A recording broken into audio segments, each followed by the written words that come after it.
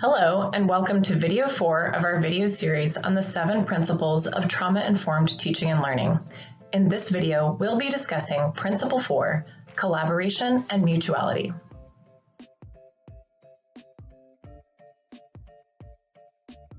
In the midst of working through papers and dealing with strict attendance policies, instructors and students can sometimes feel as if they are enemies competing against each other.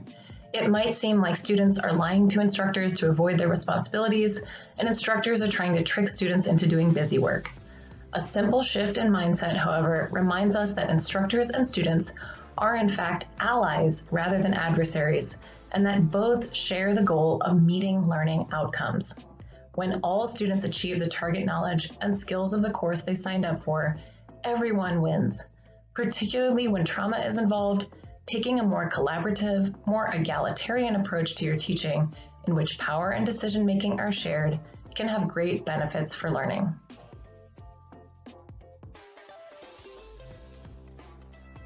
Let's take a look at 8 quick tips for instructors to increase collaboration and mutuality in your approach to teaching.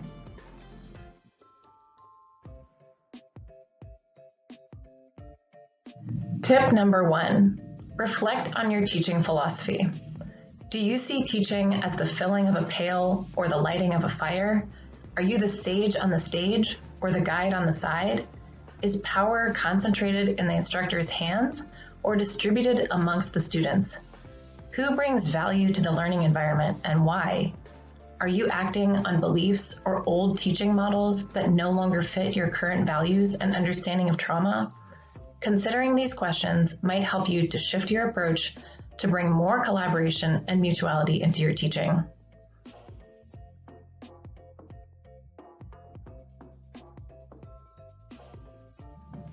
Tip number 2, talk to your students as if they are your future colleagues or future medical providers, legal service providers, IT service providers, architects, engineers, etc.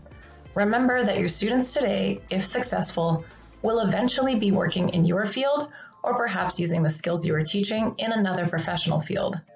How might thinking that way change the way you approach them?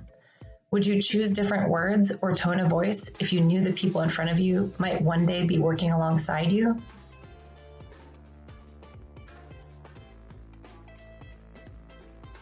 Tip number 3, invite student input into course decisions.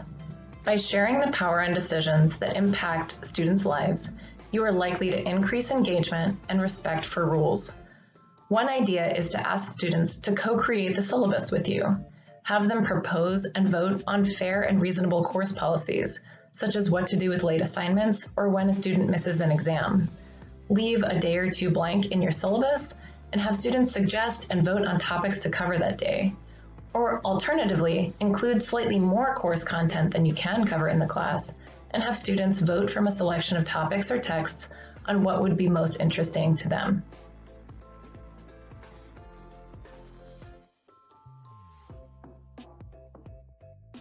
Tip number 4, tell students why. Sometimes it can feel to students like you're imposing completely irrational rules and requirements.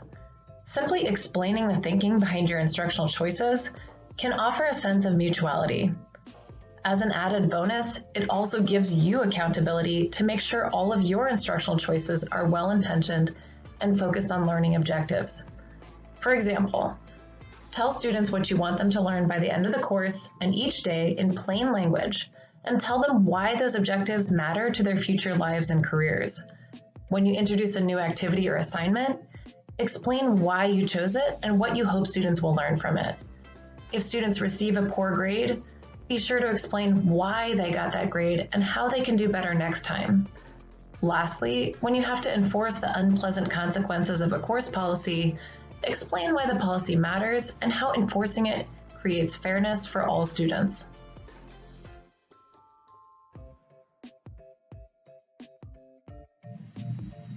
Tip number 5. Learn from your students. It might seem like knowledge only flows in one direction, from the professor to the students. But particularly at Montgomery College, where the student body is often diverse and non-traditional, your students will also have a lot to offer related to their life experiences, their places of origin, and their unique perspectives on the subject matter. It can deeply enrich the learning experience for everyone when students have the opportunity to tell their stories and share their thoughts. And don't be afraid to tell students when they teach you something you didn't know. It not only will make them feel valued, but it will also provide them with an excellent model for intellectual humility and lifelong learning.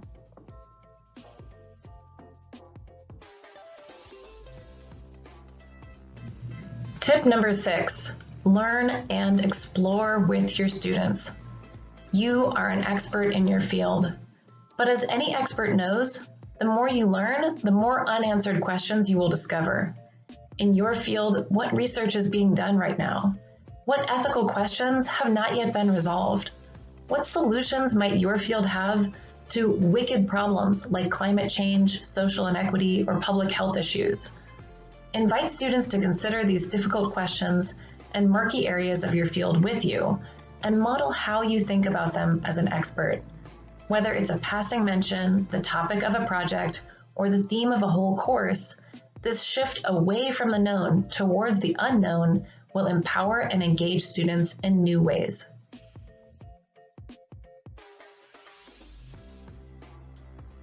Tip number 7, involve students in grading. When students complete your course successfully, they will ideally have enough knowledge to determine on their own which answers are correct and which papers and projects demonstrate the target skills.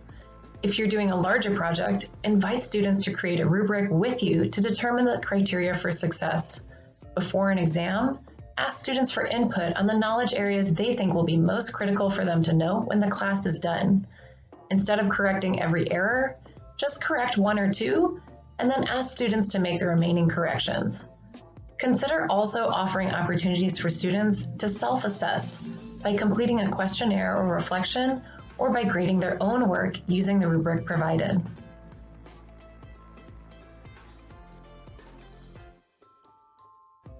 Lastly, tip number 8, ask how you can help your students to learn. While your students will generally complete a course evaluation at the end of the course, that doesn't help you much to make changes to your teaching early on when it matters the most.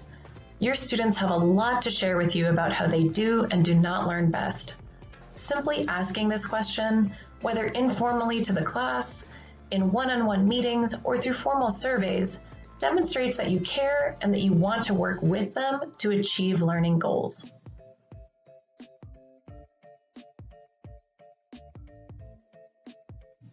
Thanks so much for watching. Feel free to reach out to askelite@montgomerycollege.edu with any questions, and be sure to check out the other videos in our series.